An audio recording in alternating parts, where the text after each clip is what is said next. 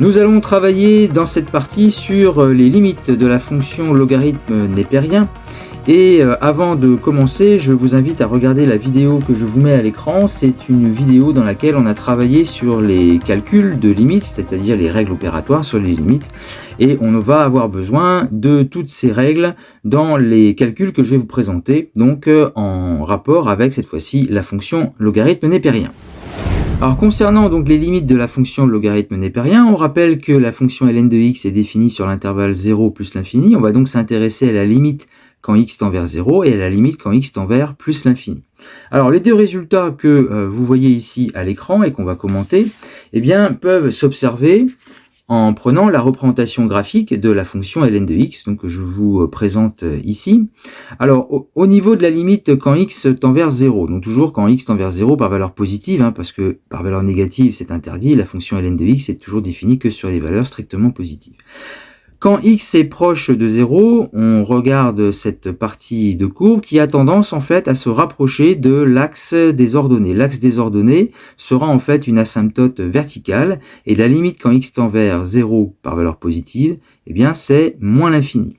Concernant la limite quand x tend vers plus l'infini, alors cette fonction logarithme népérien est strictement croissante et en fait ne cessera jamais d'augmenter. Et même si sa progression en fait est très lente, eh bien le résultat est que cette fonction va tendre vers plus l'infini quand x tend vers plus l'infini. Nous aurons donc les deux résultats à connaître ici. La limite quand x tend vers 0 de ln de x, c'est moins l'infini. Et la limite quand x tend vers plus l'infini de ln de x, c'est plus l'infini.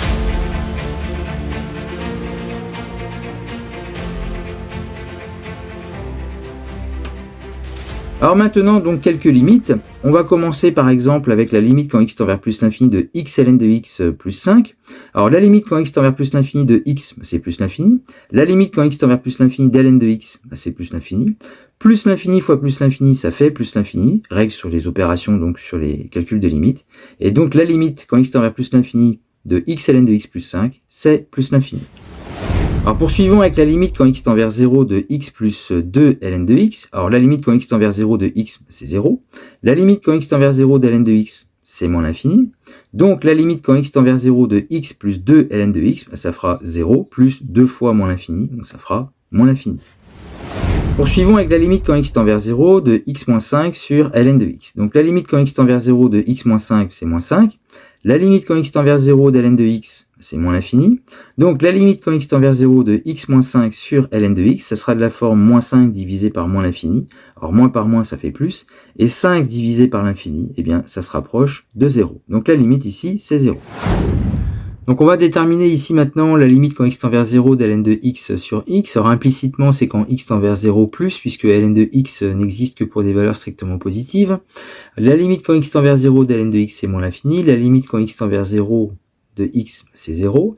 Et donc on arrive sur une limite de la forme moins l'infini divisé par 0 plus en termes de limite, c'est-à-dire des valeurs qui sont très proches de 0 et positives. Alors justement, on a d'abord la règle des signes, moins par plus, ça fera un moins. Alors pourquoi c'est l'infini après?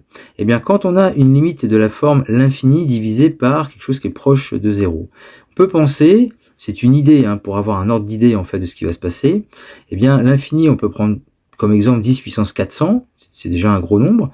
Prenez pour un nombre proche de 0, j'ai pris 10 puissance moins 500, donc c'est 0,00000, puis le 1 vous le mettez en 500e position.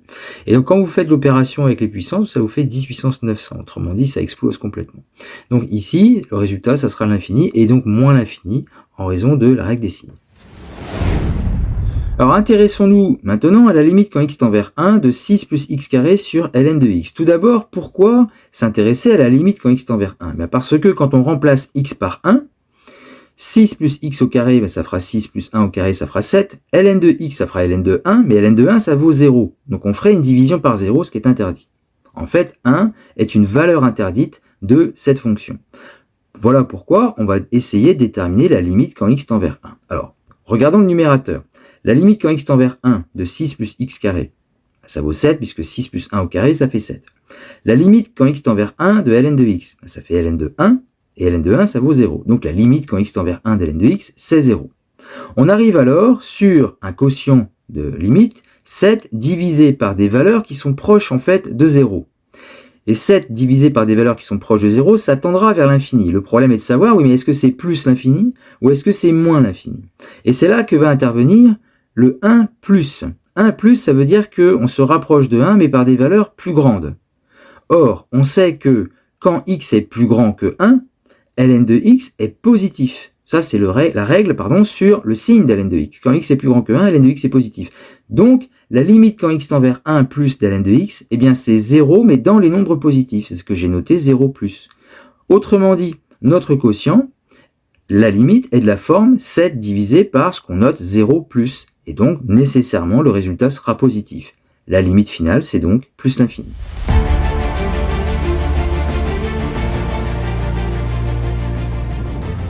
Donc maintenant, je vous présente un dernier exemple avec la limite quand x tend vers e, quand x est plus petit que e, de 3 divisé par 1 moins ln de x. On commence avec le dénominateur. La limite quand x tend vers e de 1 moins ln de x, c'est 1 moins ln de e, mais ln de e, ça fait 1, donc ça fait 1 moins 1, et donc ça fait 0. Donc cette limite est de la forme 3 au numérateur, divisé par une valeur qui se rapproche de 0. On sait déjà que le résultat sera un infini. La question est, plus l'infini ou moins l'infini. On va donc devoir étudier le signe du dénominateur quand x est plus petit que e.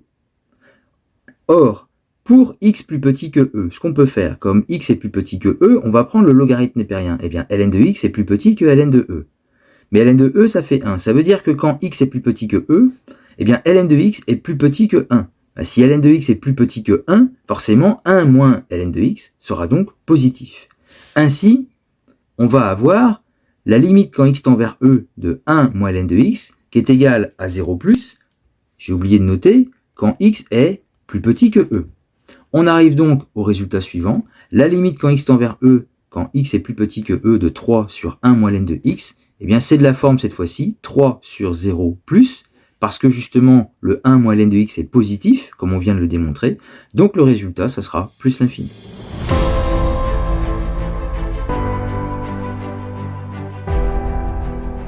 Donc pour terminer cette partie sur les premières limites en fait du logarithme népérien, eh bien je vous propose un exercice. Donc vous pouvez faire pause sur la vidéo, vous essayez de déterminer les limites que je vous propose ici, et puis vous avez la correction juste après. Alors au niveau de la correction que je vous propose, là je n'ai pas fait de rédaction comme on pourrait l'attendre. Je veux juste arriver donc au résultat. Des rédactions, j'ai pu vous en montrer dans les vidéos sur les calculs de limites. Alors la première, la limite quand x tend vers 0 de x plus 3 plus ln de x. Donc x tend vers 0, ln de x tend vers moins l'infini quand x tend vers 0. Donc le résultat final, moins l'infini. La limite quand x tend vers plus l'infini de cette même fonction, x tend vers plus l'infini, ln de x va tendre vers plus l'infini, résultat final, plus l'infini. On passe au b. La limite quand x tend vers 0 de x carré, ça fera 0. Ln de x va tendre vers moins l'infini, le résultat final, moins l'infini. La limite quand x tend vers plus l'infini de cette même fonction, x carré tend vers plus l'infini, ln de x tend vers plus l'infini, résultat final, plus l'infini. Alors pour l'exemple C, on est sur la limite quand x tend vers 0 de 1 sur x moins ln de x. Alors attention, quand on a une fonction avec ln de x, comme c'est le cas ici, c'est forcément en termes de limite quand x tend vers 0 plus. Pas par valeur négative, puisque ln de x n'existe pas dans les valeurs négatives. Donc c'est sous-entendu la limite quand x tend vers 0 plus. Et ça va avoir un impact sur justement la limite de 1 sur x, qui elle tend vers plus l'infini quand x tend vers 0 plus. Alors ln de x tend vers moins l'infini, et comme il y a déjà un moins devant, moins l'infini ça fait plus l'infini, donc le résultat final c'est plus l'infini. Pour la limite quand x tend vers plus l'infini, 1 sur x tend vers 0, ln de x tend vers plus l'infini, vous avez un moins ici devant, donc ça fera moins l'infini. Alors pour le dernier exemple, il y a un petit peu plus de travail. La limite quand x tend vers exponentielle 2 de x sur moins 2 plus ln de x, donc le numérateur x tend vers exponentielle 2, le dénominateur quand x tend vers exponentielle 2, donc on remplace x par exponentielle 2 ici, ça fait moins 2 plus ln de exponentielle 2, mais ln d'exponentielle 2, ça fait 2, donc moins 2 plus 2, ça fait 0. Autrement dit, cette limite est de la forme, donc exponentielle 2 au numérateur, et des valeurs très très proches de 0 au dénominateur. En termes de limite, ce sera forcément l'infini. Ça, c'est la règle sur les calculs des limites. Reste à savoir, est-ce que c'est plus l'infini ou moins l'infini? Alors pour ça, eh bien, on a l'indication que x ici est strictement plus petit que exponentielle 2. Mais quand x est plus petit qu'exponentielle 2, eh bien, ln de x est plus petit qu'ln d'exponentielle 2. Donc ln de x sera plus petit que 2, puisque ln d'exponentielle 2, c'est 2. Mais si ln de x est plus petit que 2, nécessairement 2 moins quelque chose qui est plus petit que 2, 2 moins ln de x sera donc plus grand que 0, donc c'est-à-dire positif. C'est pour ça que j'ai rajouté ici 0 plus, parce que la quantité, le dénominateur ici, se rapproche de 0, mais restera toujours positif.